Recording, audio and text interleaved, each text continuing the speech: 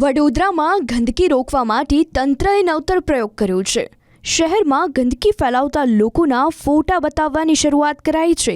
જી હા, મોટી LED screen પર ફોટા દર્શાવવાની શરૂઆત કરાઈ। વાહન સાથે ગંદકી કરતા લોકોના આ રીતે ફોટા જાહેરમાં દર્શાવાયા છે। એક મહિનામાં 170 લોકોને દંડ કરવામાં આવ્યો। મનપા કમિશનર અરુણ બાબુની સફાઈ માટેની આ મહત્વની પહેલ ગણી શકાય। ગંદકી ફેલાવનાર તમામ વિરુદ્ધ મનપાએ દંડનીય कार्यवाही करी છે। ये बहुत अच्छा है। सरकार ने जो मुहिम चलाया है इसके लिए मैं धन्यवाद देता हूँ सरकार का।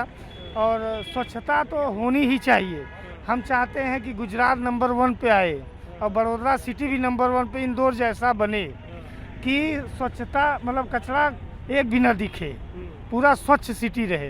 लोग मावा गुटखा खा के थूक देते हैं। नहीं, लोगों को सबक मिलेगा ऐसे फोटो? बिल्कुल बिल्कुल सर, बिल्कुल सबक मिलेगा और आइंदा ऐसा कोई करेगा भी नहीं। और हम तो चाहते हैं कि ऐसा करने वालों को जुर्माना भी लगाया जाए।